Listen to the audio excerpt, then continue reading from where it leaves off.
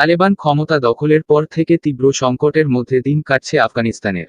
এমন পরিস্থিতিতে দেশটি গৃহযুদ্ধের দিকে এগিয়ে যাচ্ছে বলে মন্তব্য করেছেন মার্কিন সেনাদের সর্বোচ্চ পদধারী জয়েন্ট চিফ অফ স্টাফের চেয়ারম্যান মার্ক মিলি। স্থানীয় সময় গতকাল শনিবার তিনি এমন ইঙ্গিত দেন বলে জানিয়েছে বার্তা সংস্থা এএফপি। রাজধানী কাবুলের পতনের মধ্য দিয়ে আফগানিস্তান তালেবানের নিয়ন্ত্রণে এলেও সংঘাত থামেনি।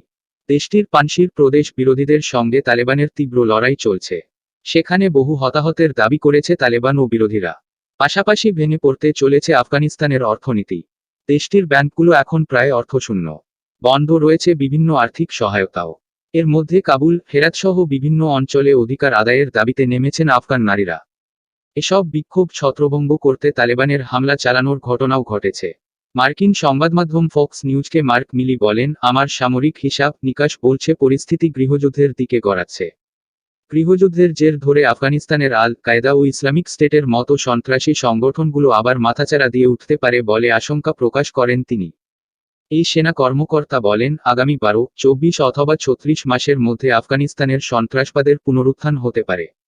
আফগানিস্তানের 1996 থেকে 2001 সাল পর্যন্ত ক্ষমতায় ছিল তালেবান। 2001 সালে তালেবানের বিরুদ্ধে সন্ত্রাসবাদের পৃষ্ঠপোষকতার অভিযোগ এনে দেশটিতে সামরিক অভিযান চালায় যুক্তরাষ্ট্র ও মিত্রদেশগুলো। এর জের ধরে সে বছরই আফগানিস্তানের শাসন ক্ষমতা তালেবানের হাতছাড়া হয়। এর দীর্ঘ 20 বছর পর চলতি বছরের 31 আগস্ট দেশটি থেকে চূড়ান্ত পর্যায়ে সেনা প্রত্যাহারের সিদ্ধান্ত নেন মার্কিন প্রেসিডেন্ট জো বাইডেন। এর আগেই 15 আগস্ট কাবুলের পতনের মধ্য দিয়ে ক্ষমতা আবার তালেবানের হাতে যায়।